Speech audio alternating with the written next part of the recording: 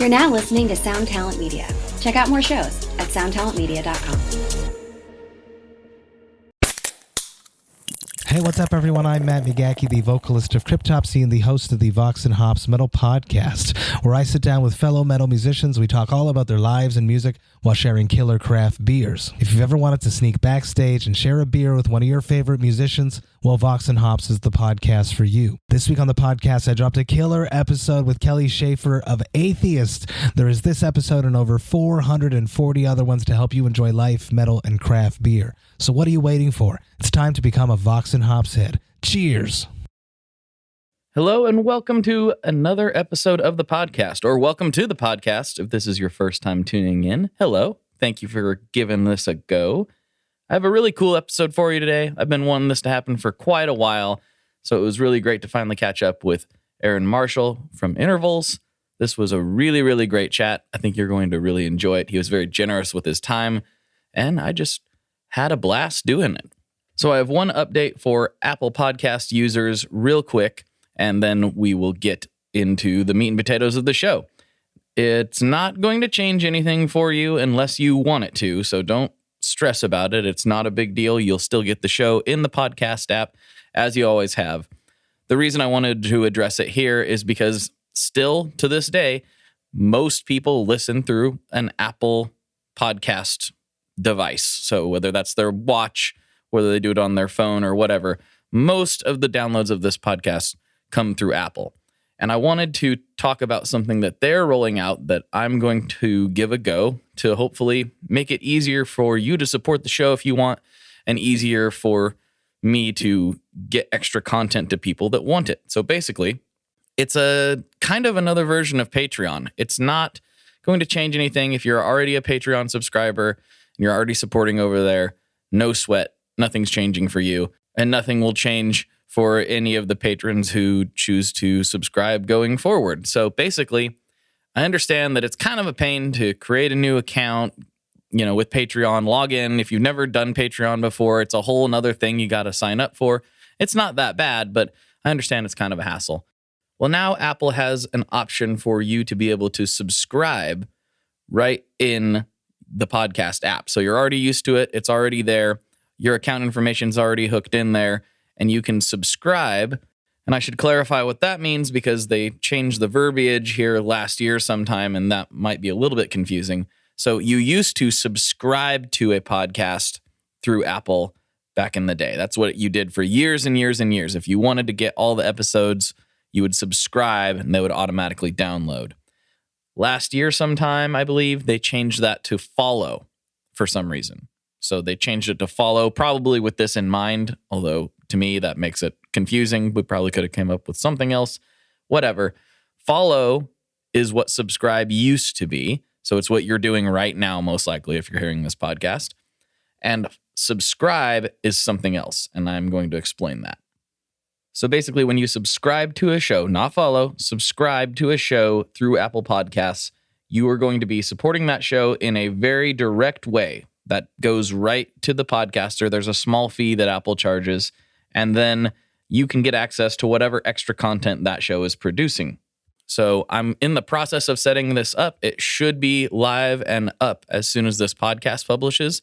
If it's not, it will be shortly, and you'll see the option in your app to be able to subscribe. And that'll be really similar to supporting on Patreon. Basically, you pay a little bit of money every month, and you get extra bonus content delivered right to you. And I'm even considering doing some ad-free versions of the main podcast, both in Patreon and over on the Apple Premium subscription. So if that sounds like something you would like to do, just keep your eyes peeled in the app. And I'm going to try to keep the pricing the same. Like I said, I'm still setting this all up. So this is just an additional thing to try to make it easier for folks who'd like to support if they're able to. So that's all. Keep your eyes peeled in your Apple Podcasts app. You'll see an update at some point that will allow you to subscribe and check out the different levels and options there. So that's it. That's enough blabbering. That's so much blabbering for an intro. Here we go. Let's get into this podcast with Aaron Marshall.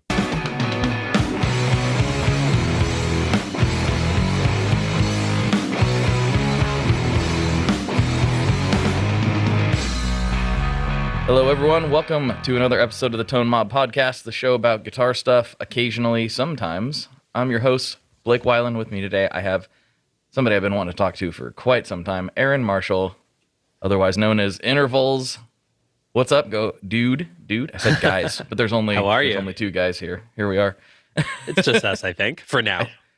It could change at any moment. Who knows? I've set my phone to do not disturb, so it hopefully doesn't change on my end. I live my life in do not disturb. Otherwise, I would never get any sleep. So, so it goes. How you doing? I'm doing great.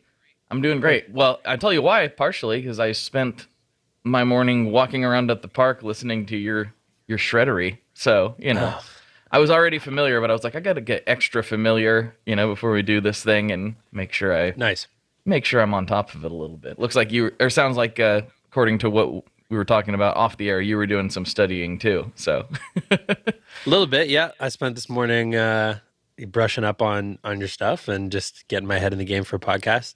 Mm-hmm. We did a round of these for like a PR campaign when the record came out last year. Right. And then I had like a few more lingering at the beginning of the year, and then I just kind of like gave that a rest for a while. We did the circuit, so totally we're back now. Let's do a podcast. Here we go. More casts, more blabbering on the internet. That's just what everybody wants. No, I'm down. This one's got a good spin too, because like most podcasts will get nerdy, but sometimes they're not always like geared specifically towards that. But you have a pretty particular angle, I think. So I like that. Yeah. The angle of we're gonna talk about pedals and aliens, and who knows whatever else comes up. I have some stuff I really want to get in. Anything's free game. That's right. I'm down. I have some stuff I want to talk to you about in particular because I've used you as an example of somebody who's really maybe not embracing, but you recognizing where the music industry is these days and just making it work for you. And I really respect that a lot. But before we dive deep into that side of things, let's tell the audience about yourself a little bit and familiarize people who aren't familiar. Cool. All right. My name's Aaron, and I'm a guitar player and scene. No, I'm a guitarist, composer, multi-instrumentalist, music guy from Toronto, Ontario, Canada, and I've been playing guitar since 6th grade, something like that. Yeah, for the majority of my life at this point. More than half, I think now, for sure. And so I was always into music. I'm an only child. My parents have an exceptional taste in music, but neither of them are musicians. My dad's brother plays some guitar, so there was a little around, but I was never that exposed to it until the tail end of about elementary school, 5th, 6th grade kind of thing. I started to develop an interest for wanting to maybe pursue playing guitar. To be honest, my initial inclination was I wanted to play drums. Sounds familiar. Which oh, cool. Yeah. So I'm obsessed with drums and I love drums, and it's still a huge part of what I do and a major interest of mine. But I think living in a 2-story house in suburban, Toronto, with neighbors around and not the biggest place to make a ton of racket. I don't know that my parents wanted to get right in with a drum kit in the house. So I was well, we could start with, with an acoustic guitar or something, see if you take to it. And I actually was it was a slow start. I for some reason, I wasn't really that into it. And there was kind of a turning point where I'd come home from school one day and my dad had the guitar in his lap and he had a Mel Bay book out on the table and he was plinking away on Ode to Joy or Greensleeves or something like that. One of those little 2-string etudes you learn when you're just starting. Right. And I was kind of frustrated that he had figured something out before me. And this is supposed to be my thing. But I was so small, I could barely get my arm over the guitar. It was a Takamine acoustic and it was huge. And I was, it wasn't very big. So it was it's kind of awkward to spend time with. But once I sort of figured out how to connect what was on the page and producing sound with my hands, I'm the type of individual that as soon as I see results when I'm doing anything, I become addicted to it. So that's how it started. And I just wanted to like continue getting better. And I guess a light switch turned on in my brain to where I was like, nice, yeah, I'm going to figure this out. And I was always into music, and my parents always had a really great taste in music, and it just started to develop from there. And I spent all of my time playing guitar and like learning stuff. And I had some formative teachers in my early years that I was very lucky to start learning under the wing of individuals that weren't so concerned with like only teaching conservatory or by the book, but more so like, you know, let the kid like learn songs. Like if he wants to slam power chords, like let him choose songs he wants to learn. I'll show him how to play. So it was like a lot of like Blink-182, Green Day, you know, stuff like that from the early days, Nirvana, stuff like that. And I was just learning fast and absorbing a lot of information, and started jamming with some friends and making my own stuff a little bit here and there. And not so concerned with theory or anything, just developing a feel for playing like rock music and pop punk and things of that nature. And then right around early high school, I would have kind of transitioned from like being really into like punk and like the Warped Tour days to like maybe discovering some metal stuff. I remember I was an avid reader of Guitar World magazine, and I remember seeing like Avenged Sevenfold and Atreyu in the like little tiny column of like who to watch for, like who to check out, like before they were like anyone. And that was crazy to me. You know, Second Heartbeat was so fresh, and it was like, I think it was like pre Right Side of the Bed. Really? Atreyu. It was like that type of stuff. It was like way early. This is like Suicide stuff, Notes and yeah, Butterfly Kisses type of thing, right? Yes, it was like their first or second record. Yeah.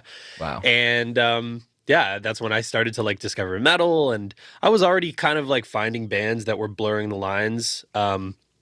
You know, I was into a lot of punk and a lot of pop punk too, and I still love all that stuff. But I was starting to find all the Fat Records bands and like Strung Out and Lagwagon and No Use for a Name and Alkaline Trio and like stuff like that. And I was really just developing a sort of a taste for music that like moved fast and had that like punk edge, but was like kind of technical.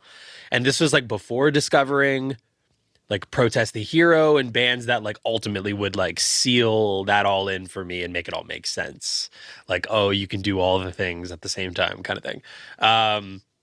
So yeah, that was, it's, you know, I'm skipping over some things, but that's basically the trajectory from like starting to play like some rudimentary guitar stuff to finding like pop punk and what's popular at the time for like a kid who liked rock music and punk, like radio stuff at the time, to then discovering metal, and then discovering like how the lines blur and finding, you know, I mean, I mentioned Protest because Protest the Hero are like local to me, and you know, at this point now we've toured together, and we're friends. And yeah, and Luke owns Sheet Happens Publishing, which is a company that does all of our tablature and vinyl and stuff like that. So we work together. I helped produce guitars on their Volition record.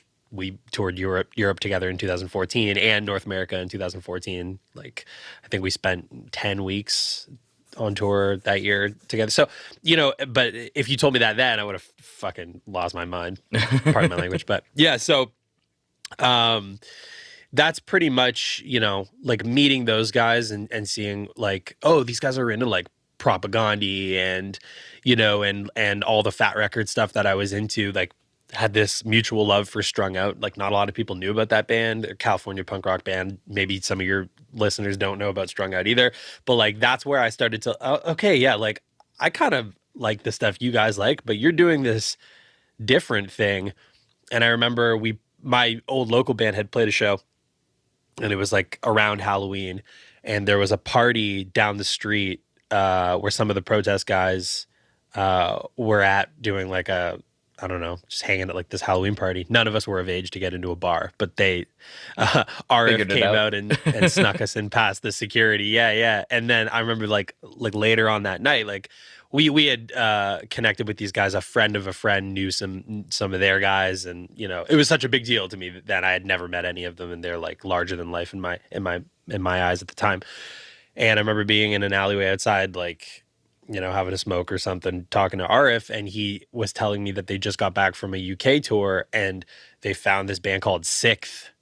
And it's like, oh, you got to check this band out. And, you know, we've never seen anything like it. It's like all the crazy stuff that we're into, but they also have this wild metal shit going on, down-tuned guitars and crazy stuff and equipment I've never heard of, like all the Black Machine guitars. And these are the early days of the Axe effects and all this. Yeah. I just, my mind is exploding at the time. And that's how I kind of like, you know, found my way into the early days of like the progressive stuff. And this was before I had discovered like what Misha was doing on SoundClick, uploading all those early Bulb demos and everything. And then ultimately friends of mine in Toronto, in a band called Structures, who is local to me here. And like my old local band used to play with their band before they were called Structures and stuff.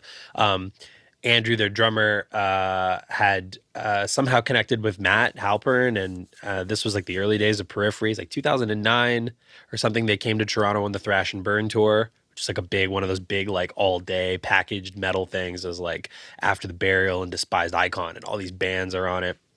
And Andrew had booked a lesson at the venue with Matt, and these are this is the first time I had ever heard of touring bands teaching on tour. They were one of the first like groups of guys I knew that were like supplementing their tour stuff with like teaching and doing these like hangs with people on the ground at every show.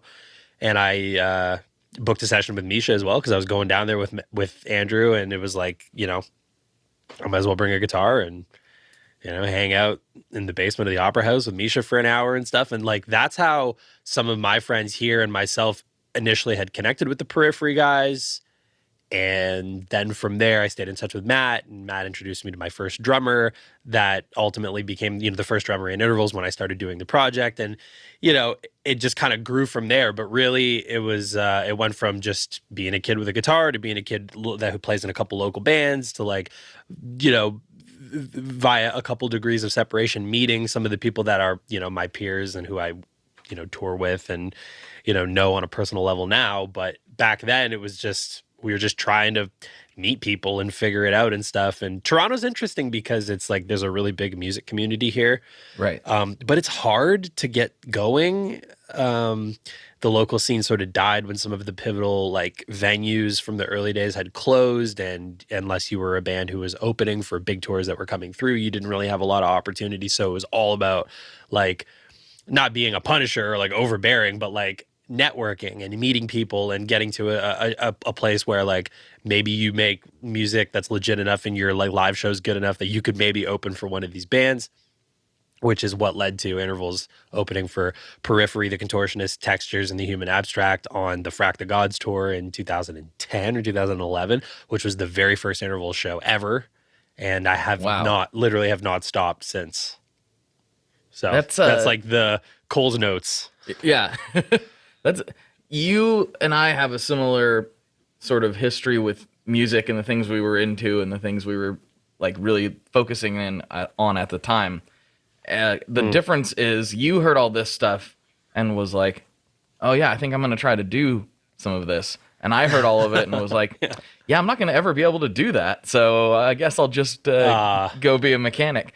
And then fast forward all these years later. So basically 2010, I just kind of had this memory yesterday, actually. I got into podcasts from I don't remember exactly how. It might have been like when Corolla got kicked off the air and went podcasting or something like that.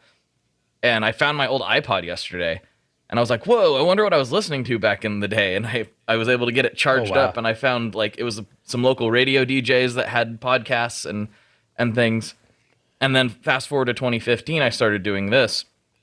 And then a few years later, getting connected with bands that I love, like bands that I never thought I would get to talk to, getting to go hang out. And I'm like, Mhm. this is the weirdest, like most convoluted way to get into the music business possible. But it's kind of cool. You just got to stick it out. I mean, Finn McKenty posted something.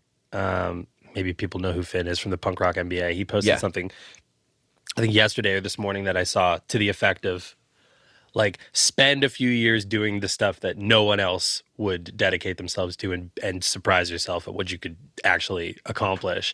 Mm-hmm. You know, and I think that that's really what it is like, if you don't stop doing it, and you just have that sort of blind optimism about, like, you know, I'm just not going to stop doing it until I get something done, then this is how you kind of wind up here. And I often do say that about, you know, just how Intervals was able to, like, you know, stake our claim really and become like a relatively household name in the, you know, proggy instrumental, like, you know, the D word kind of realm, the sort of gent sphere early on. It's before changed it had a since name, then, of course, yeah. but yeah, like, it was just about, you know, getting in on the ground early. You know, the first two EPs were sort of like the benchmark at the time. I mean, there wasn't a lot of stuff happening, like 2011, 2012 on Bandcamp and like legitimate releases that were sort of in that sphere. When you like rewind all the way back there was only a handful of stuff going on. It was like what Misha was doing in the early days of Periphery, and you have what Ackle was doing with Tesseract, and you have what John Brown was doing with Monuments, and you have like what Paul Ortiz is doing with, you know, Chimp Spanner when he decides to pop up and drop music, which actually he did recently, which is phenomenal. And that brought me way back because, you know, the early Chimp Spanner stuff was something that was like really important to me too. And, you know, I had no idea what I was doing. I got my first MacBook and a pod, like the Red Bean. Yeah. And I just was like, I'm going to like make some stuff. I got a cracked version of some drum software in Logic. And I was like, I want to make some stuff. So that's where it started. And I personally think that because there is so much music in that online guitar community now, that it's like people ask me like, how did you get to where you are? Like, there's so much music out here. How did you get here? And I think it was because I prioritized early on that I wanted to be a live band. And that's another thing. It's like a lot of guys are like, you know, I say this all the time too. Put your energy into the internet. Yeah, grow your, you know, your audience on the internet. It's not about releasing your debut album to no one. You need to like have a marketing plan, and you need to like do all these things. It was never my plan to like grow in Toronto to like burst the bubble and spill out the sides into everywhere else. No, That's the more traditional it was route, about right? growing. You conquer the local scene. Yeah, you have to have both. You got to like kill it at home, but you also need to be able to like go somewhere else and like have fans, you know? So I put my energy into that, but we started out grassroots. We started out by playing the Southern Ontario circuit and playing like B and C markets and like, you know, VFW halls and like any shows that we could. And like, we put our own tours together, and like, I did some crazy stuff to get on some of my first ventures. Like we confirmed a tour supporting the Contortionist. I didn't have like an official live band and crew or anything to even pull it off. In fact, we didn't have a van. I confirmed a tour with no Wow. van and trailer. I had an opportunity. Basically, like the long and short is we were supposed to do one show in Toronto to release our In Time EP. And it was with Veil of Maya, the Contortionist, and a band called Your Memorial from Twin Cities. They're no longer, well, they pop up every once in a while. We're still good friends and something. They'll do shows every once in a while, but they're not a band anymore. But anyway, what happened was Veil of Maya was supposed to do this run around Southern Ontario. Intervals was just going to be the opener. We were just going to drop it was going to be like the second ever, third ever Interval show, drop the In Time EP at a local show opening, right? And I got word that it was canceled because Veil of Maya took an opportunity to go to last minute with The Devil Wears Prada in Europe. So they canned their Southern Ontario and Quebec shows. So I lost my like release show. Ouch. So my manager at the time, Brett Powell, drummer from the Human Abstract, who we just started working with, who we met at our first show when we opened for the Human Abstract. A lot of details here. We were planning to just have this release show, and I was pretty like heartbroken that I wasn't going to get the opportunity to do it. So I hypothesized that Southern Ontario promoters and Quebec promoters probably don't want to lose these shows. What are the chances that the Contortionist bump up to headliner and actually just assume the headline status of all of these shows, so the promoters don't have to cancel everything? Like, are they still going to come through? Brett knows their agent, reaches out, and then he hits me back and he's like, actually, that's exactly what's going on, and they could use an opener on everything. So can we do it? And I was like, yeah, we can do that. Sure, not a problem. And it was impossible to do, especially considering, the original drummer that I was playing with at the time, Anoop, was 10 hours for me in Frederick, Maryland, and I'm in Toronto. So not only do we have a lot of highway between us, also an international border. So, right. And we had done the first show in Toronto. Anoop drove up here. We barely practiced for 90 minutes and then did the show the first time. But like, to be able to do like 10 shows, not really possible. So then once we confirmed and everything, and I got a buddy to like take work off and rent a van because I wasn't old enough at the time. We had no vehicle, no trailer, like nothing. And then Anoop told me that he actually had an opportunity to go to Europe to play drums with Jeff Loomis. Oh, geez. I lost my drummer. Oh, no. I lost my drummer. So this is where Nathan stepped in, and Nathan is actually the current live drummer for Intervals, and he's been on the last 2 records, and he's been playing live drums consistently since 2016 with Intervals. But this is how I met Nathan. A lot of people always ask, how did you meet that guy? Like, because, they always associate like the early days of Intervals with Anoop. And this is actually how I met Nathan. Was he saved my at a very pivotal time for Intervals, because that tour where we jumped in, I sort of bluffed that we could do it, and we did those shows, was actually where our first legitimate booking agent came to see us at the Toronto show and offered us across Canada, coast to coast. It was Intervals, North Lane, Texas in July, and Structures. And we did coast to coast from Halifax to Vancouver on that run. And that was the thing that also hooked us up with a US agent and everything. And literally my whole career started there. And if I had just like admitted defeat, like, oh, we don't have a van, can't do it. Or, oh, Anoop's busy, can't do it. If we didn't do any of those things, I would not be here now. So that's like those are some of the early moves that we made, where I was constantly like punching above my weight and agreeing to things that were certainly not possible. I did some crazy stuff to make that happen. So, yeah. I mean, apparently it is possible though, because you did do it. It's possible. You did do yeah. It's just, when I look back on it, it stresses me out to think that I just was like saying yes to things that now would like make my head spin. But different vantage point at this. I worry about other things now. So of course. Now, it's something that my friend Dewey, who does the Peer Pleasure podcast, he's said a lot. He did this crazy show with Fat Mike, where he ended up like flying down there and hanging out with Mike in his pool while they were recording this podcast, and it's just this insane story. So sick. But his thing is like, say yes to everything. Just say yes, and then figure out how to make it happen. Everything. Obviously, there's times where things are just straight up literally impossible. Like, I'm in Africa. Yeah. I can't get to Toronto tomorrow at 9 a.m. It's just not physically possible. But there are things that are just hard. There are things that are just really hard to do that But there's a solution somewhere in there. You just have to. Yeah. And the solution might not be a good one, but you can do really insane things. I mean, I've had to do some really, really crazy stuff to get this thing off the ground, and sometimes it's just saying yes to things you don't even know what you're necessarily saying yes to. You got to just put yourself in a position to see what happens, and I think that's really, really hard to do, and it's also really hard to do when you don't even know exactly what the opportunity you're looking for is. Like you said, you met your booking agent at that show. You didn't know that was going to happen. You just knew that you needed to play these shows and get in front of people. You didn't know that was going to be this turning point. And I just knew that I just knew it was an opportunity. And at that pivotal moment in an artist's career, any artist's career early on, like these things don't just rain from the sky on you. So you know, and you would never want to look back on something and be like, what if I took that? Like, was that the shot I needed or something like that? You know, so you have to kind of just, blindly say yes to everything. These days we say more no than yes now, but You're more like we're experienced. certainly in a different position. Yeah. We're in a different position now to where like we heavily curate things.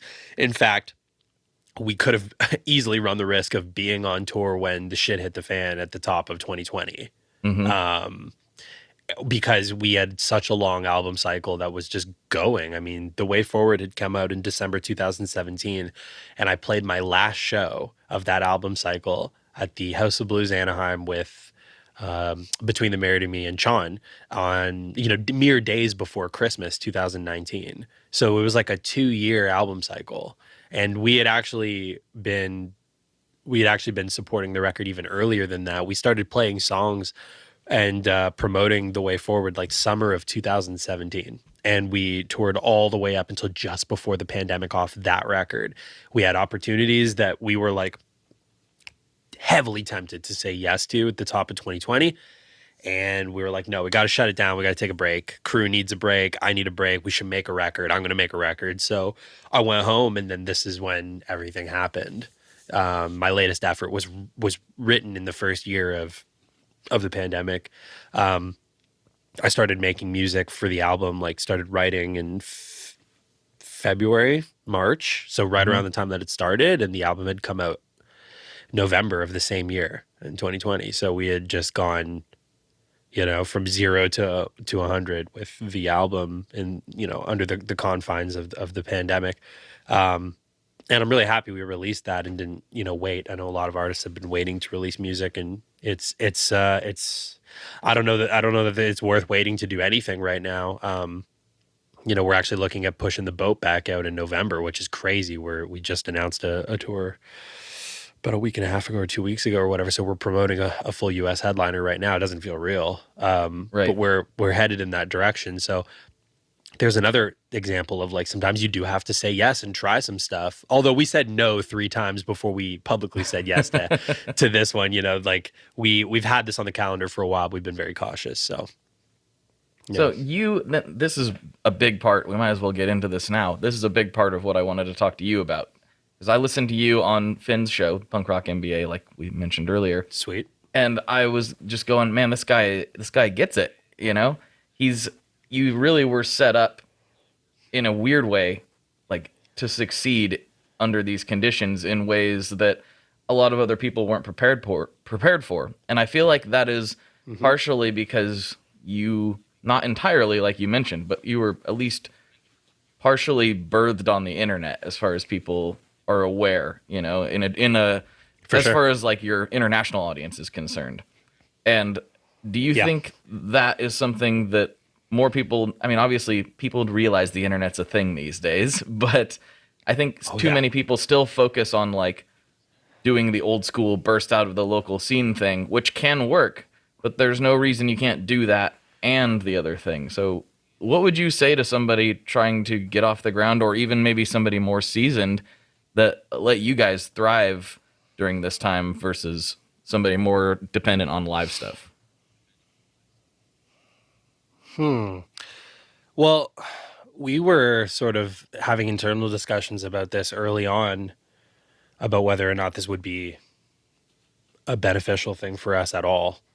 I think it was too soon to say for everybody, like when it initially had happened, whether or not, like, is media consumption going to go up, or, are certain facets of the business going to benefit from all this time at home? Are people going to sort of opt out of caring for these extracurricular things that we love so much, like live music, or just passionate about music in general? Like, music is an integral part of people's lives. And I didn't think that it's like, everyone's just going to like forget about art,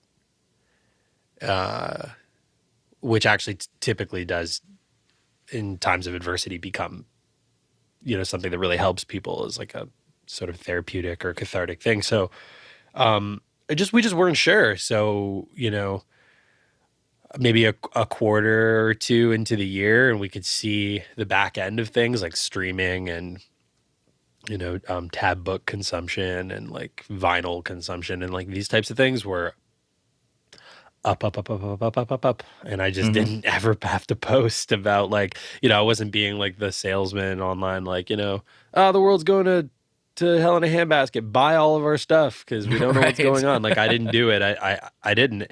In fact, I just kind of stayed quiet and just kept my head down and was just like, I just need to write music and just make the record. And then hopefully, everything is going to sort itself out. And we run the business in a way where we had, my business manager had budgeted for a year off anyway. We make all of our projections on worst case always. So like whenever we're going on tour, like we run the books based on never selling a single t-shirt. We don't make projections on things that have variables. We just only what we can predict. So we had already basically said, yeah, we can survive a year. Even like pre-pandemic, we were like, yeah, 2020 is off and it's going to be fine. And we actually intended to have a slow year because that's usually how it goes. When life is on the rails, you take a year off touring, you have a slower year. You're not streaming maybe as much and stuff like, yeah, it makes sense, right? But we inadvertently had found ourselves in a situation where it was actually extremely beneficial for the company. And I didn't lean into that and try to be like, oh, okay, yeah, no, I see an opportunity to like hawk all of our physical goods and like tell people to stream more and like do all this stuff. I just didn't say anything and we just let it do what it was already doing. Is it some calculated mastermind plan to be like, yeah, like we run our business like this. So like when the world goes, up, then like we're good. Like this is just something that we can pat ourselves on the back for now, but it wasn't ever like part of the business plan. But there's an important thing that you keep saying though, that I think a lot of artists struggle with. Well, you keep referring to it as a business, our business plan, our business, so that's the thing is people don't think about that. And that's what it is. I mean, I don't know how it's set up in Canada, but in the States, like you got an LLC, write things off that you can write off, like pay attention to this stuff. Yeah, right? it's the same here. It is. Okay. So yeah, like I go to the post office every day and I make sure that okay, how many miles is that? Cause we can write that off. Like pay attention to these things that they're not fun. They're not exciting to talk about in the way that like producing your art is or the gear is or whatever. But it's an important part of the equation to being able to do it. That's the way I look at it.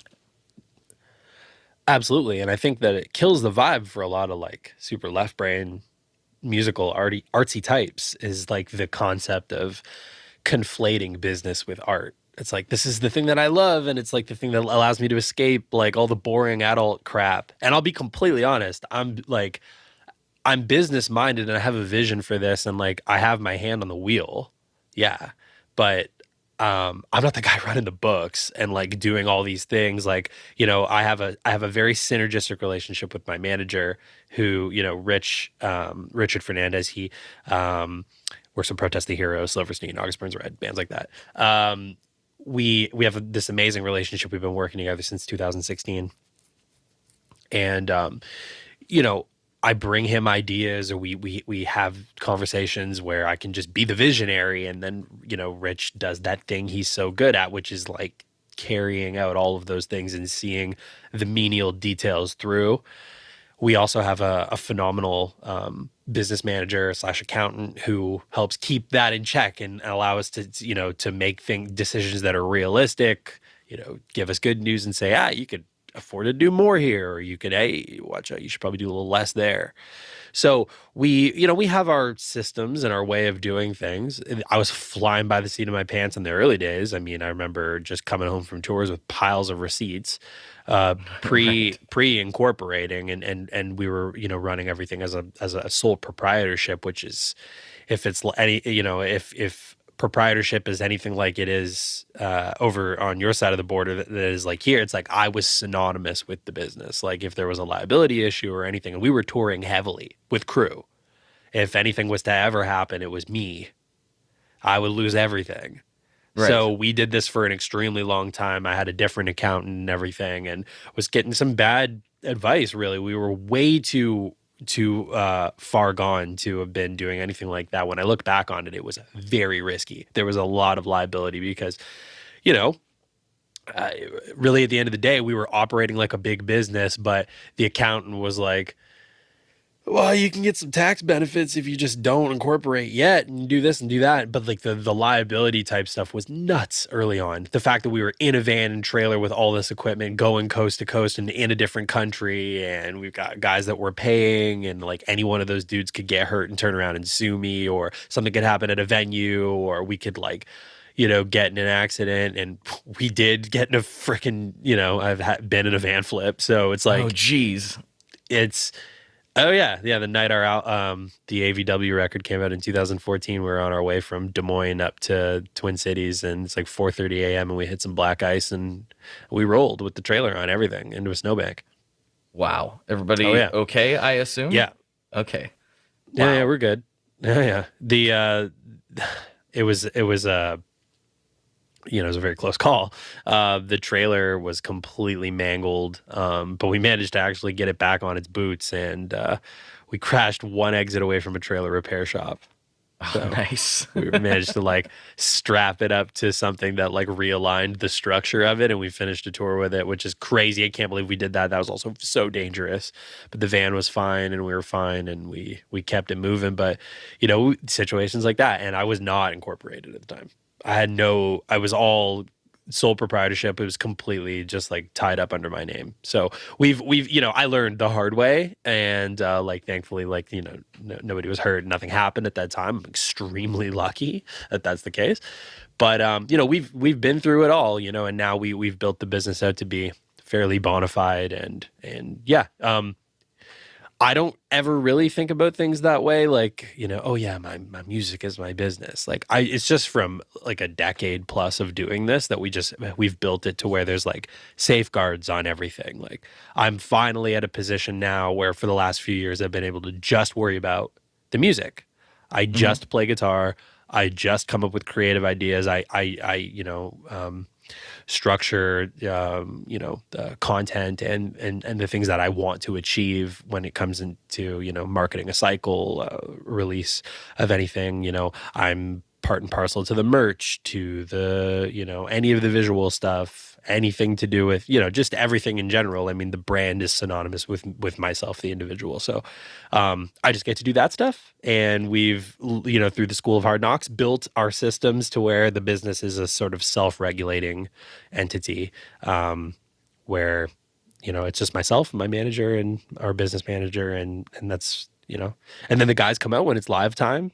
So, which is coming back soon. It's been far too long. Tired of playing guitar with a computer. So let's go. Here we are. Exactly. Well, I think hopefully somebody's listening to this right now and they can not have to take those risks. You know, they can go, oh, wait a minute. Aaron already did that for me. So now I don't have to, I don't have to do that, you know, because at least in the States, and I'm guessing it's the same in Canada, like it's not that hard to like separate yourself legally from some of these things. Like here, I mean, just go to LegalZoom.com and start yourself a LLC. And you automatically have that layer of protection for that kind of stuff. And it's, again, this is kind of boring stuff. And I think that a lot of the time, no doubt, and these are the types of things that you got to do, you know, and everyone wants to like, a lot of, you know, guys in bands and stuff, or people that like tour or play shows or whatever. Everyone knows, like, even guys just from their hometown who play like some regional shows, and they're like, want to big brother you or son you or whatever, and say, hey, do this, don't do this, don't do this, do this, don't do this, you know. And I took a lot of advice early on. I mean, if the number one piece of advice I took from any of the bigger bands we started touring with early on, like I remember being on tour with our first US run. Here is a weird one. Misery Signals, The Color Morale, Intervals, and The Kindred. That was that was a very interesting, interesting tour. But I love Misery Signals. I've been a fan forever, and I adore that band. So that was a big deal for us and stuff. But I just remember being out there, and you know, they were at a strange point because they were coming back from a hiatus, and the band's always been a little on and off and stuff. And you know, we had conversations about like, if there was one thing not to do, unless it absolutely was in your favor, do not take a deal. You know, and that's something that we've stayed true to the entire time. Intervals is 100% independent. So this is all completely funded from the early days of the fans via Bandcamp all the way through until, you know, now off the back of entire, you know, barring a few regions like world tours, you know, we've pretty much done everything. So huge piece of advice, you know, things like that. Yes. If somebody tells you they want to manage your band and you can just PayPal the money here on this don't stop. Don't do it. You know, it's like these types of things that don't, like, these are the types of advice that, like, I think early on, like, really make the difference. Do everything you can yourself until you no longer can. Like, if the kitchen is overflowing with merch and the post office guy is like pissed off at you, now it's time for a merch company. But until you get the dude at the wicket putting all the stamps on everything, sucking his teeth at you, is not time for a merch company. Right. If somebody is approaching you and saying you can pay a set fee for them to manage you, no, that's not a manager. You need to get to a point where a manager is approaching you because they can see that you're overwhelmed with your own business and that there's more potential that you need to realize via them. That's a manager. That's a completely different operation. That individual should also even be happy to work 6 to 12 months, no commission, to get it started. These are the types of people you want to work with. A booking agent isn't somebody you pay a fee to. These are symbiotic relationships. You play the show, they get paid. Manager gets you business, they make money, right? 0% of zero is zero. Right. So, you know what I mean? That these are the types of things that, like, young artists need to learn early on. You know, you have one cool video that's doing numbers on YouTube. No, it's not time for a manager. No. You haven't played a show yet? No, it's not time for a lot of these, you know. So I could go on for a long time about that. Those are the types of things that I think make the most sense. Is it time to incorporate immediately? Yeah, I mean, you could do a few things, you know. If there's some situations where, yeah, some money's starting to come in, or maybe you got a few people working for the band, you know, here and there and stuff like that. Yeah, you know, keep it above board, keep it on the books, you know. I definitely... when I got started with accountants and stuff like that early on, there was like a few years of catch up. It was a nightmare. So yeah, that's the type of stuff for sure. Like, you know, keep it organized, but like do everything that you can by yourself until you no longer, until it detracts from the thing you do in the band. Like if you're finding that you cannot play guitar as much as you need to because you're doing XYZ, maybe now that's time for that type of stuff. But yeah, so. Yeah. It makes a ton of sense. I think that's really, really important for people to hear. All right, so we were talking about, you know, the boring business stuff and all that, and I'm sure that's not what everybody tunes in to hear. So I see you've got a lot of sweet pedals back there. You've got some gear visible. Like, what's the rig these days? Maybe like you're getting ready to go on tour. What's the touring rig gonna look like? Yeah, so the studio space is Mad Scientist edition right now for sure. I've got you on my webcam, so I can't show you the best because you're kind of locked in. Although you do get the added benefit of seeing the mirror over my shoulder. But the entire surface of my desk is covered in pedals, and there's certainly a workstation over here that's got some things going on. But of course, there's a whole audio component of this podcast, so I'm just going to describe things. But basically. Yes. I'm working with the Quad Cortex, the Neural DSP Quad Cortex, and getting ready to implement that for the live show. By no means the first guys to take it live because some other acts have got going. I'm in Canada where we're a little behind on having live music happen. And to be completely honest, even if shows were full tilt here right now, it's not how we operate. Like we just do everything in full tours. So I have shows coming up November, December. We're on tour. So I'll be preparing and pushing the boat out for that. But I've been working just, you know, preliminary with the Quad Cortex, which is mounted right here on a stand on my desk, and implementing, you know, building presets that are, you know, each one is a respective song. And within that are all the scene combination moves and everything that I need to do to achieve the various, you know, moves that I need to make for a song. So multiple combinations of effects on and off, or changing parameters within the amplifier, things like that. And the biggest thing right now is just making sure that MIDI implementation is smooth. The way we run our show is everything is automated. So I will have it on the floor in front of me for use with some of the tactile, features that the unit has to offer, which is great. And it's not unfamiliar with the way we were running the AXFX 3 before. We had the FC12 foot switches in front of us. The rack units were still automated in real time with the with MIDI to the show. But if I ever needed to like kick a block on and off just to be spontaneous, or tap the tuner on, or do whatever, I had it at my feet and at the ready.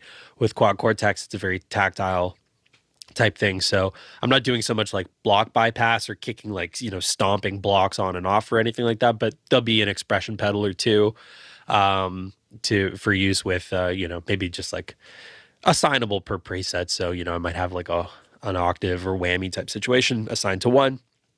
And then, I can do everything from basic things like volume to, if I want to get weird and do stuff like, assign gain to something for like, dynamic control over my gain level or something, I can do that with an expression pedal. But the rig is going to be Quad Cortex. And I had a grandiose idea of implementing some other devices surrounding it, because Quad Cortex takes pedals so damn well that I really did want to incorporate a bit of a hybrid rig. And I've wanted to do this for a long time, where you have physical pedals like analog hardware incorporated with a modeler. Just to satisfy the nerdery in me, but to also have, like some unique approach to how I'm getting some of my sounds. So the initial idea for the rig was to have the Chase Bliss Benson preamp Mark II. Oh, yeah. In front of the Quad Cortex. So the idea there would be using MIDI to recall infinite amount of drives that I could have, from an analog standpoint feeding into Quad Cortex, because the front end of Quad Cortex takes pedals so well that rather than capturing them and spending all my time like cataloging things and like putting them in there per preset, which is certainly a functional way to do things, and it probably is how I'm going to do it, I wanted to have the Chase Bliss preamp Mark II in front, and then just send everything CCs or program changes to allow for the different changes in the gain structure before the Quad Cortex. But it's some of the MIDI functions right now with Quad Cortex are just a little bit. There's a good chance that they could actually be updated, and I'll have what I need by the time I get on tour. But I need to like lock my workflow in now, so I can update the rig later. But what I'm going to do is just take captures of the various pedals and things that I want to incorporate. And I'm treating Quad Cortex in a really simple way. I know I'm making it sound complicated, but I'm actually just using one amp basically the entire time, unless I need something clean as a whistle. But I'm using the 2203 model, which is a JCM 800, and it's so dynamic and phenomenal. I could just take everything down from edge of breakup all the way to balls to the wall with the right overdrives and the right sounds and stuff, and get a fully saturated tight balls to the wall rhythm should I need it. I can get big soaring mid-heavy leads. I can also get like really crispy split coil dynamic edge of breakup type stuff, just using the one amplifier. So the idea was to treat it like as if it's just the one amp solution, like I have an amp behind me in the the backline or something, and then just give it pedals. So it'll be barring that grandiose idea, I'm going to use this, which is the Digitech Freakout. Yes, and I love the Freakout. love the Freakout, and I've used it.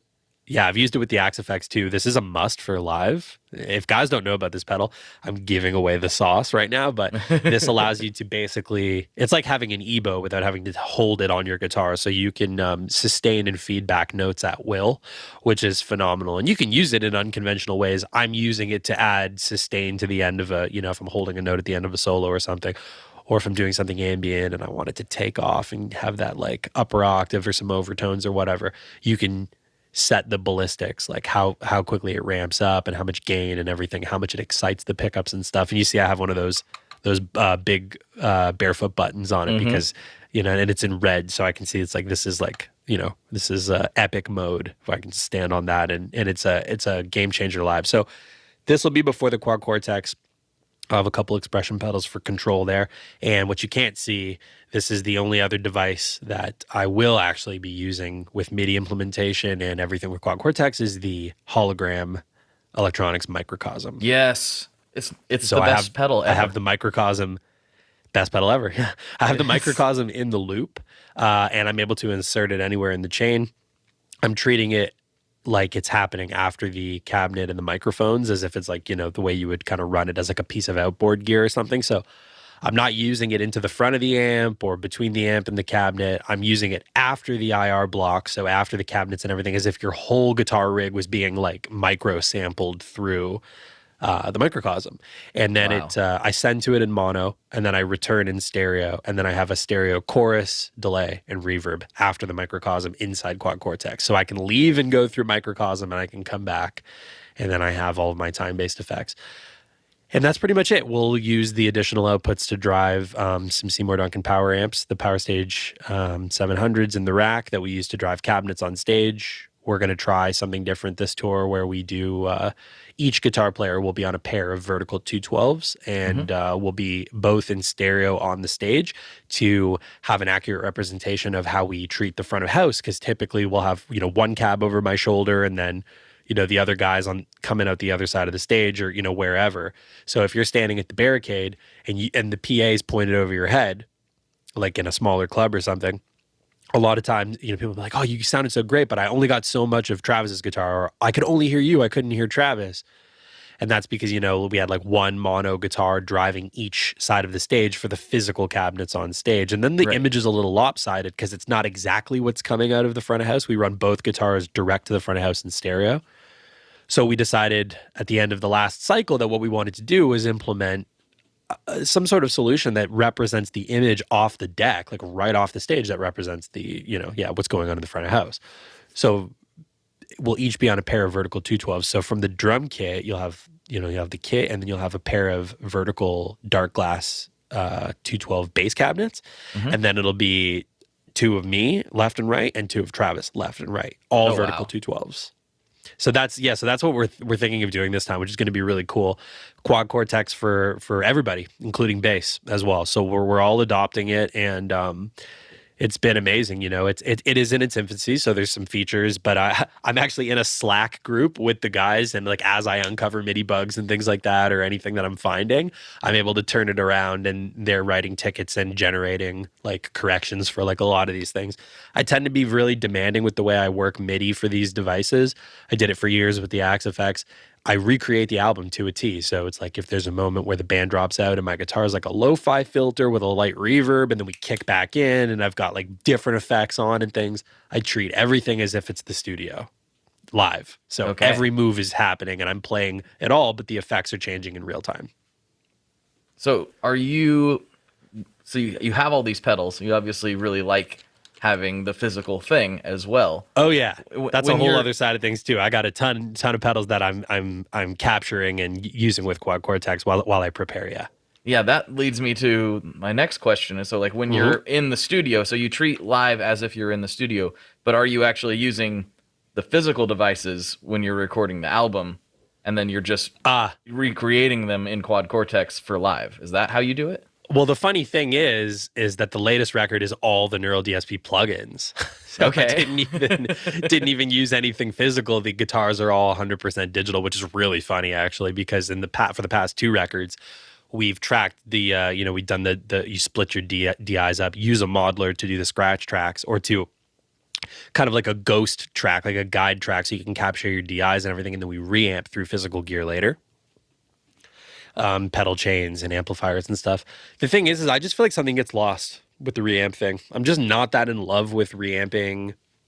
I feel like a little bit of nuance and a little bit of performance is lost. I'm sure, you could have the most optimized setup for reamping, and any degradation or loss would be negligible, but it's not my favorite workflow. So we saved a lot of time by basically, using the plugins to have our tracking tones within about a 10% tolerance of like if the sounds were all 90% while we were making the record, like when it came to the mix, we might have like gone in and moved the 57 on the digital cabinet a little, maybe change the mids or like up the gain a little on this or that or whatever, but everything stayed the same. We never did any drastic changes like, we tracked with the Fort and Cali plugin, but now we're over here on this plugin. Like everything stayed exactly the same. And that's because in the pre-production phase, I know what kind of sounds I want. I know gear well enough to know like, oh, this is like a split coil thing. I want like a British thing on the edge of breakup, or I want this amp for this sound or whatever. We don't have to like reach in the bag and like try all these exotic things. I'm within striking distance of everything at all times. So it made life easy to just use the plugins. But when I say I'm sort of approaching live like the album, I just mean the moves. I just mean like if there's like a production move coming up, like with a filtered thing or an effect thing or something like that, I don't just go, well, it's live, they won't tell the difference. I mean, there's some things where it's like, yeah, nuance is certainly lost on a big loud room, but I love to feel the music as if I'm performing the record, like to a T. I think it's really cool, and I think that fans expect that from us, and we've always had a really strong, high-quality production live. So Quad Cortex is allowing me to do that. Not that I wasn't doing that with the Axe effects. I certainly was. I was always recreating sounds and delivering. But now being able to, capture devices here. I mean, in fact, what I'm probably doing is enhancing beyond what I did on the album. And I'm using tricks that I'm learning with pedals and all the nerdery I discovered throughout quarantine and stuff like that, where I've just been in the studio, like discovering new pedals and sounds. I can now apply them in Quad Cortex, take them on the road with me, and just have like a really big, robust sort of approach. And there are things that I'm learning that are not on the record where I'm approaching things differently now. Like I've gone down the rabbit hole with fuzz in a big way, and I'm really enjoying incorporating that and,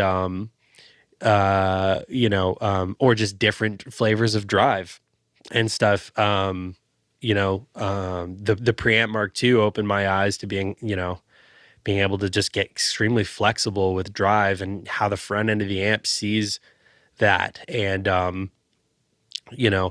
the big staples have been like, I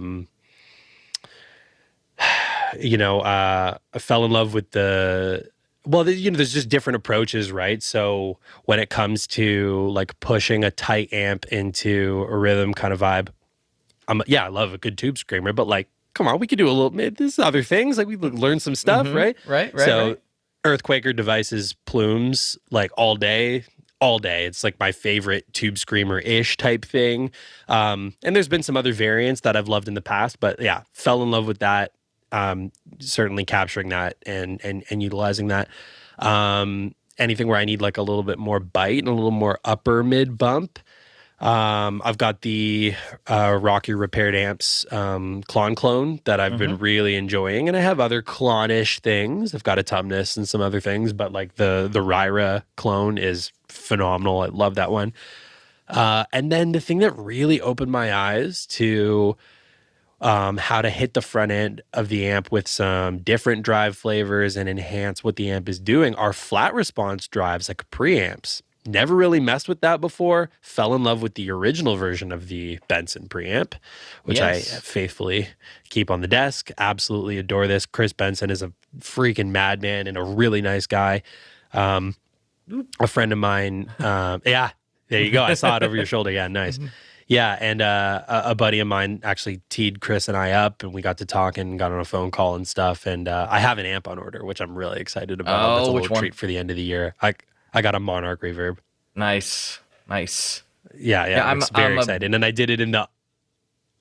I'm a Benson fanatic, and everybody knows that. Chris is a good friend of mine. He was cool. He was guest number 2, I think, ever on the podcast. And I got to go back and listen to that one then. Nice. Yeah, and I forgot this. This just reminded me. I'm really bad about remembering that I told the Facebook group that, hey, Aaron's coming on and blah, blah. Chris chimed in and said, oh, make sure you tell him hi. He's great.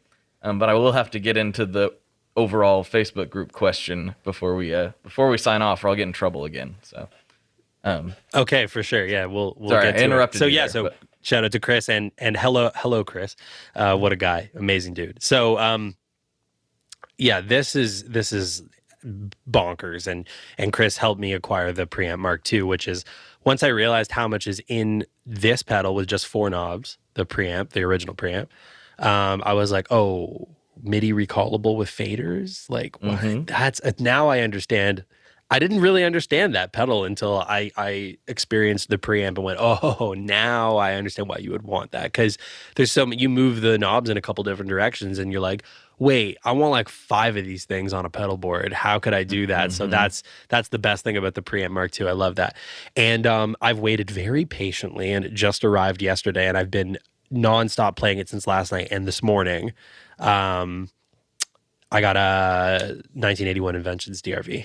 Number 3. Yes. And it's so good, man. And like, I really, actually, I'll be completely honest. I see it everywhere. And I'm like, a lot of the times, man, I'm like, what is this nonsense hype about? You know, like this thing is, you know, especially with things that are so aesthetic like that, it's like everyone gets so fussed on how a pedal looks a lot of the time. And I'm like, okay, but does it actually sound good? I see this on so many boards and everyone acts like it's the end all be all.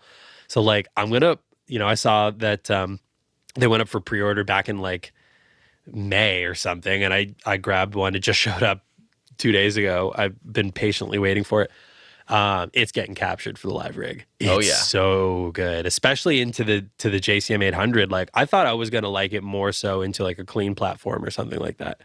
But wow, like pushing an already driven amp, the cut control is so flexible, where you can get these amazing, like, you know, stringy, really clear, crisp sounds that are like still fat and like really just feel good under the picking hand and stuff. So been loving that. Not honorable mentions, but just so I don't forget, shout out to the Origin guys. The Cali 76 and the Revival Drive have been amazing. I've been loving that. Also Walrus, everything Walrus, always and forever.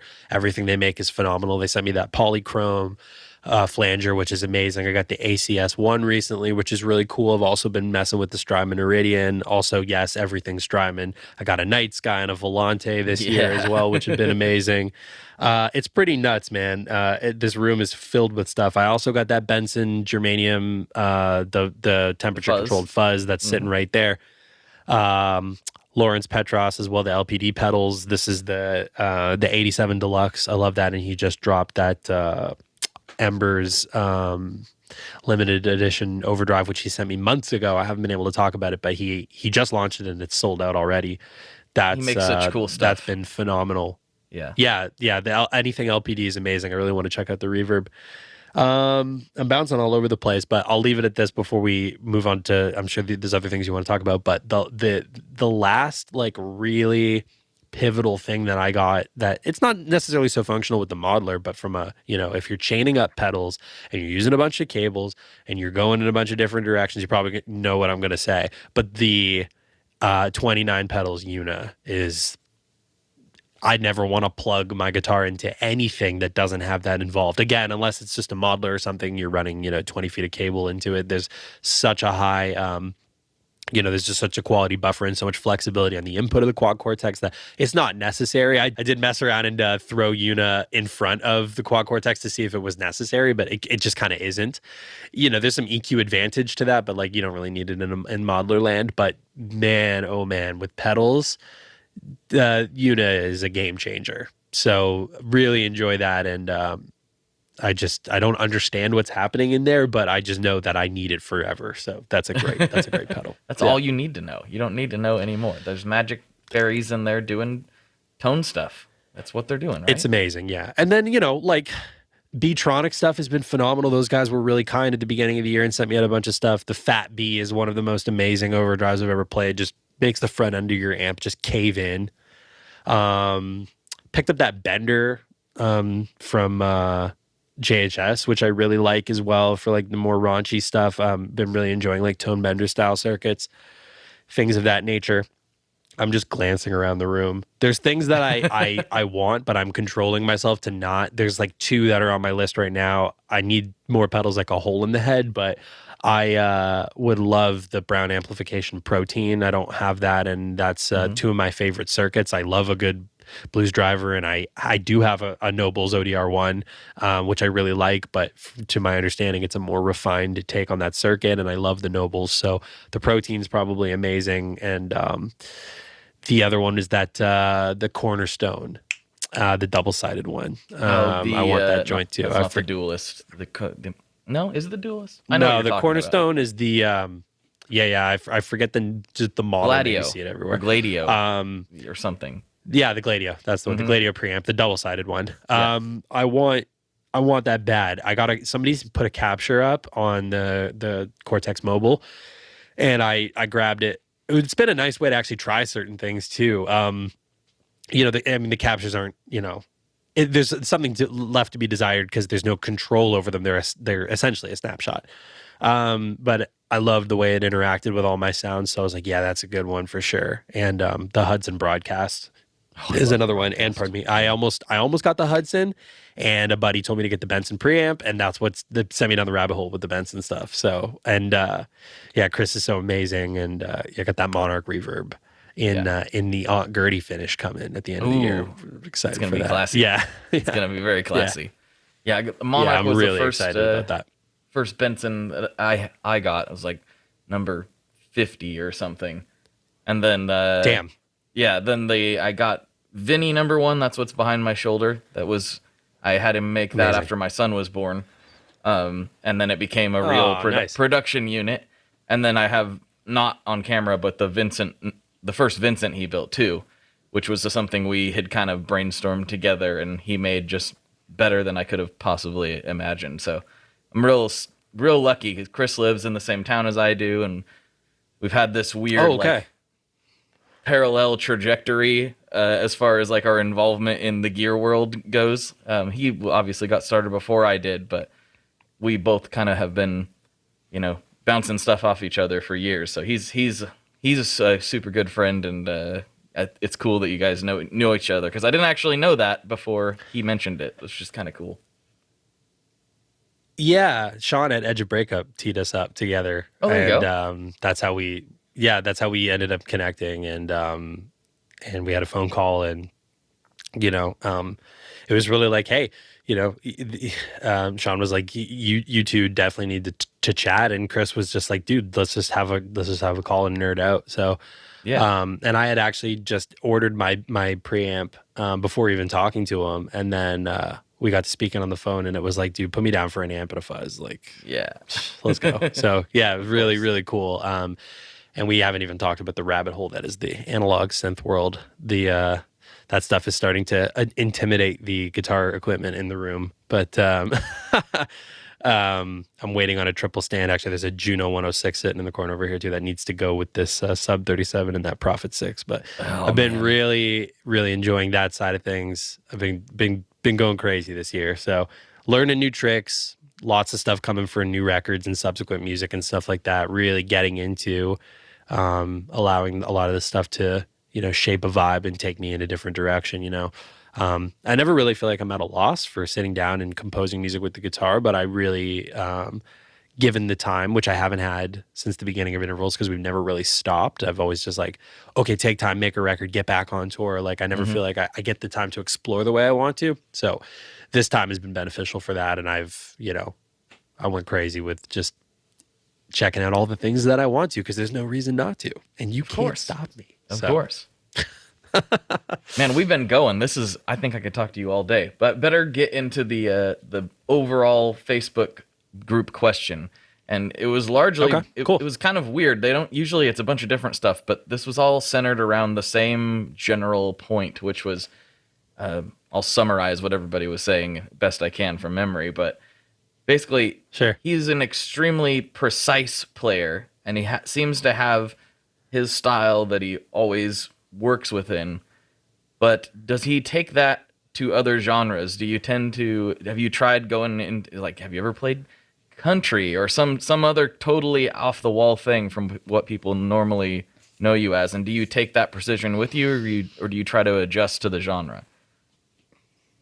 Kind of a weird question, but that was what they were saying. No, it's not weird. It's just a very specific and well-crafted question. Like the thing is that I am capable of functioning in a number of circumstances or scenarios. I often did actually think that maybe around the time that I was finishing high school and before I was doing this, that like maybe I would want to pursue the sideman route and just kind of like maybe try to figure out how to network in that world and get a gig or get gigs supporting artists and stuff. Cause I really like that. As much as I like being the visionary, I also love not thinking.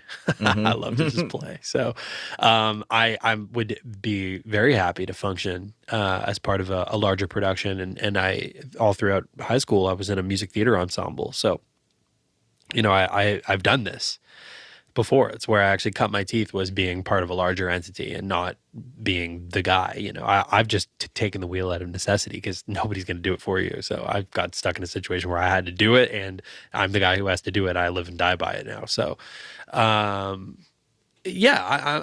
versatile in the sense that I certainly can do that. And can I like rough it up and play with a little less precision? I mean, that's a nuanced, it's very subjective what they mean by that, because what are we talking about with precision? Like, are we talking about like just not caring so much? Are we talking about playing behind the beat? Like, what are we talking about here? At the end of the day, like, my hands are my hands, right? So yeah, I play pretty on top of the beat. I play, I'm pretty exact in the things that I like to do or I like to say. But also when improvising, and we do this in the context of encore jams in the live show, or whenever possible, like whenever I'm hanging with like a guy like my guitar tech and guitar guru confidant here in the city, Rob Capoletto, or if I'm hanging out with like Nick Johnson or something and we're jamming, I play pretty free time and like let myself not, it's not all these rigorous, like regimented, like hard 16th notes and everything. Like I do play with space and feel and time and stuff. So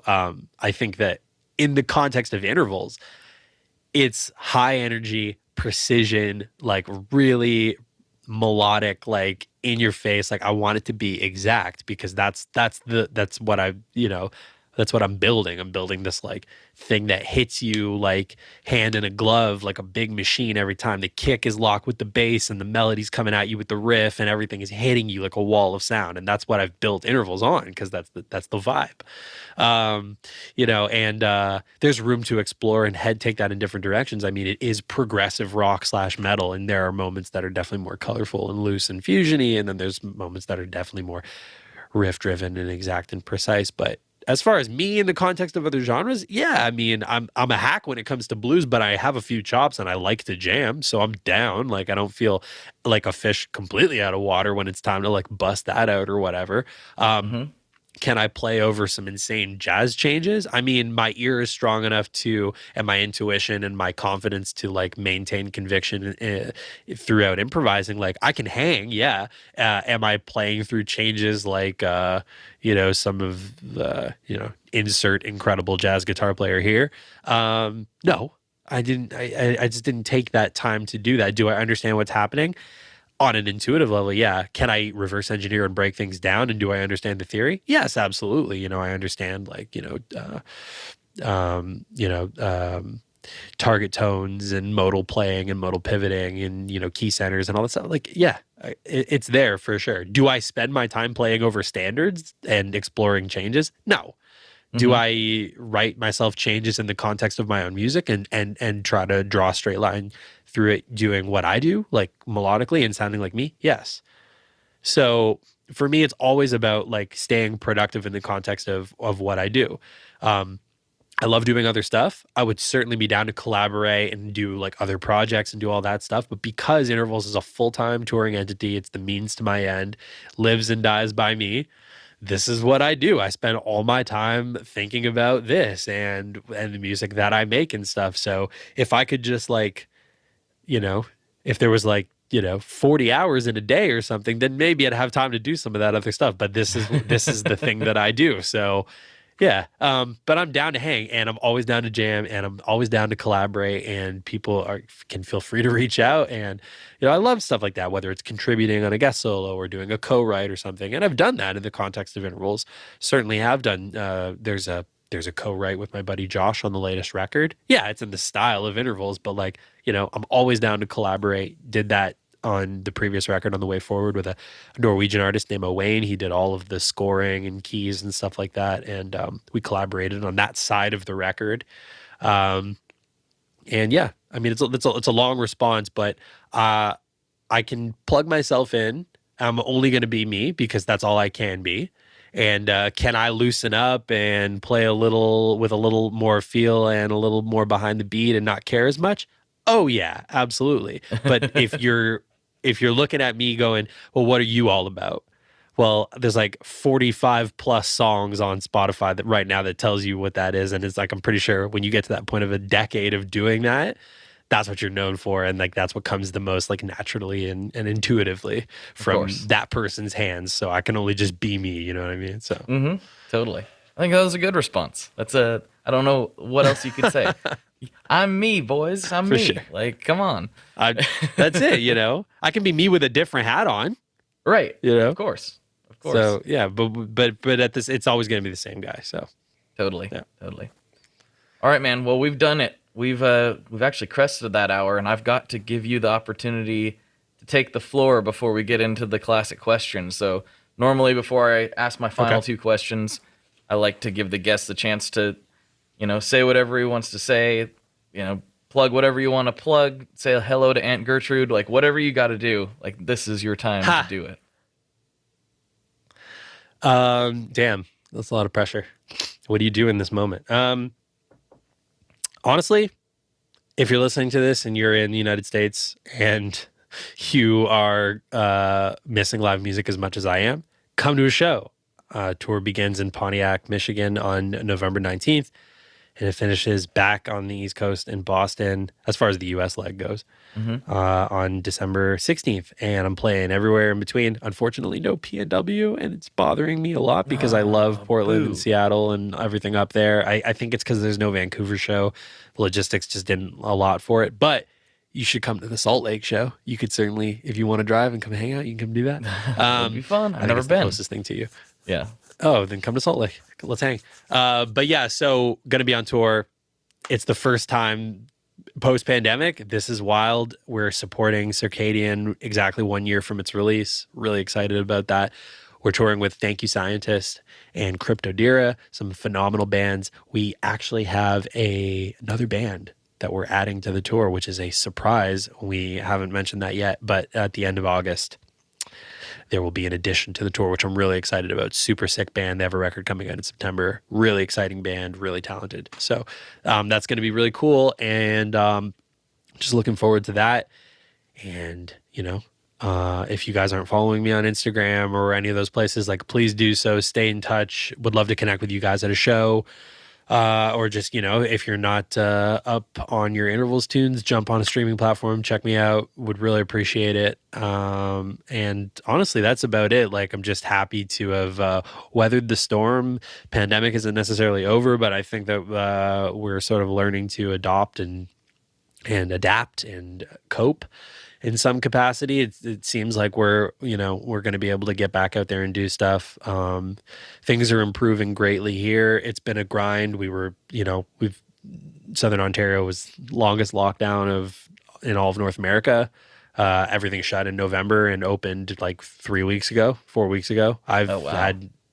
I haven't been able to do anything except just be in this room. So if you're wondering why there's synthesizers and pedals everywhere, that's because other than stepping into a coffee shop for 5 minutes, that's been my life. So happy to just be emerging from that and getting ready to get back to what we love. We just announced an amazing festival appearance at Radar Festival in the UK for next summer. It was supposed to happen yesterday. Yesterday, actually was supposed to happen yesterday, but now it's being rescheduled to 2022. We're playing with Dirty Loops and Haken and my buddy Pliny and a ton of other prog artists and stuff. That's just one of many festivals that we'll be doing. We're going to roll out a whole Europe UK situation surrounding that as well. We got our eye on the prize on other stuff. And that's pretty much it, man. Just, if you guys aren't, just follow me on anywhere social. And really, I've been saying this has been my mantra, but IRL over URL all day. So just come to a show. Even if you don't do the internet part, look up a date real quick, put it in your phone, cop a ticket, come hang out. We need to do this not here. We need to do it out there where it matters. That's right. It's been too long. So I'll see you at a show. How's that? We're all getting antsy. We're getting antsy over here. All right, here we go. Classic questions before we wrap up the main part of the podcast here. So first one. Let's do it. Pretty easy. What is your favorite Boss pedal? Ooh.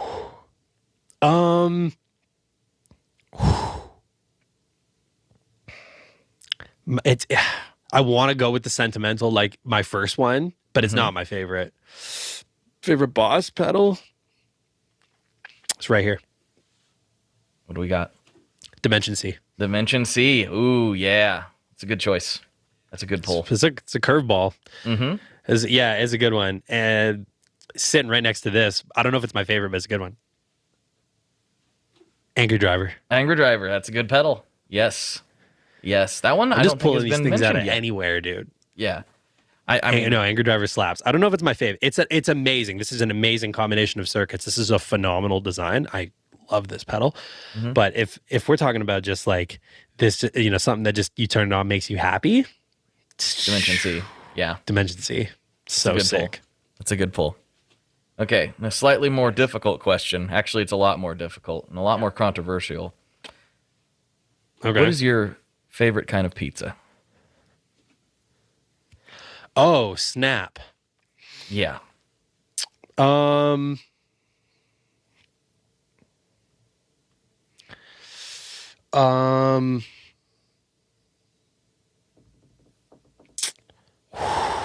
Doing these on video, I don't usually get to see people's faces. So, I can see the like crept over your eyes, like, oh no, not this. I'm gonna rustle some jimmies on this one. I'm certainly gonna rustle some jimmies. All right. There is pineapple involved. Oh, that's it. There's he's leaving. Pineapple involved, but hot peppers though. That's the thing that like makes that like justifies that for me. Makes so it like work. yeah, I don't know, pepperoni, bacon, pineapple, jalapeno, or like Italian peppers or something like that. Mm-hmm. I'm down. I never used to be into the pineapple thing, but I came around and for some reason I can't get enough of it. It's usually like I don't know if it's favorite, but it's like it's such a go-to, And if it isn't that, then it's just like the first time I ever went to Italy and I just had like a really simple basic pizza with prosciutto on it, just like a really straight ahead. Mm-hmm. Just, you know what I mean? Like with some arugula and just like really straight ahead, like basic pizza. Yeah. Like you can't beat that with the oil and the chilies. Like that probably is the one, to be honest. But if you're out and like you go to a place that has a bunch of pizzas on the menu, like usually when I see the pineapple with the like the hot sweet thing, I usually do go for it. I have to admit I like it. So All right. Yeah, I think we're about 50-50. Like I think a lot of people think that it's like, oh, everyone hates the pineapple. But I really think it's a lot more. It's a lot closer to 50-50 how people feel about that than it is. It's pretty close. My first time in Italy, I have some family that live there. I'm not Italian. My uncle works for the United Nations. And we, like right at the end of high school, my dad and I went over there to visit. They had moved there a few years prior, but we were there for 2 weeks. And like on the weekend in the middle, we did went to like a villa kind of thing and like an olive grove and like stayed there for the weekend. And it was like, it's like a kind of like a bed and breakfast type situation where like the family that owns and operates like cooks and for you and you eat with them and everything's amazing experience. Sounds awesome. And I told I believe she was the lady of the house actually. It was her and her husband that own and operate the place. I explained to her that because she was asking about what pizza's like in Canada or in North America or whatever, and I told her that Italian pizza is so much better. This is amazing. Like now I understand what like a traditional Italian pizza is like. This is so good. And I mentioned Hawaiian pizza or like pizza that has pineapple on it, and she almost had an aneurysm. So she like could not understand why, because they're very particular about courses and what food groups are at different courses. Like, you don't have this meat with this sauce. You don't have fish with this. The fruit has nothing to do with pizza at all. Yeah. What are you talking about? Like, yeah. So yeah, it's pretty funny. That's good stuff. I hope to get to Italy one day and have that exact same experience. I've not been over there yet. Oh, you should. I want to so bad. As soon as you can, you need to go. It's so good. We love playing there too. It's always so good. Good food, great shows. Awesome. What more do you need? Good food and great shows. You don't need any more than that. That's what life is, right? That's what tour is. Tour is just like, is the show sick? Nice. And then somewhere between that and is the food sick is, can I get a shower? And then like other than that, it's like it's pretty good. Nice. So Well, dude, we've been at this for a while now. Hopefully we still got a little Nice. time for Patreon, but I think we better sign off for the main episode. Let's do it. All right. For Aaron, this is Blake, and as always, folks, good luck and good tones. All right, there you have it. There you have it. I hope you enjoyed that episode, everybody. I super did. And you know what? We go at it even more. Well, that sounds like we're in a fight. We didn't go at it, but we really went into it over on Patreon and, as mentioned in the beginning of the podcast, the Apple Premium subscription. So there will be bonus content on both of those feeds. If either of those work for you, that is where you will get access to that and all of the bonus content that has been produced. There is so much stuff. So if you really like this show, if you need more of it in your life and you want to help support, you can go to Patreon or the new Apple subscription and check those out. And if you can't, I totally understand it. It's weird out there for everybody.